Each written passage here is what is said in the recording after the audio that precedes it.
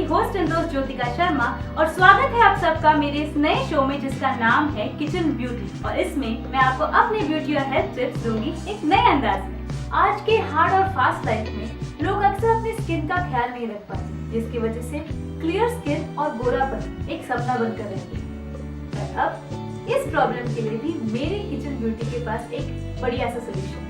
1 teaspoon मुल्तानी मिट्टी और 1 teaspoon बेसन को रोज वाटर में मिलाकर एक पेस्ट बना लीजिए। फिर इस पेस्ट को अपने फेस और अपने नेक एरिया पे लगाकर आधे घंटे के लिए छोड़ दीजिए। फिर इसे धो लीजिए। इस टिप को रोज इस्तेमाल कीजिए और फिर देखिए आपके चेहरे की रौनक कैसे लौट आएगी। तो दोस्तों, उम्मीद करती हूँ कि आपको मेरे ये दोनों टिप्स अच्छे लगे होंगे। और अगर आपको मेरे टिप्स अच्छे लगे हैं तो मेरे इस वीडियो को शेयर करना मत भूलिए। और हाँ, मेरे चैनल को सब्सक्राइब करना तो बिल्कुल मत भूलिए। मेरे अगले वीडियो के लिए वेट कीजिए और तब तक के लिए stay happy, stay blessed, stay beautiful.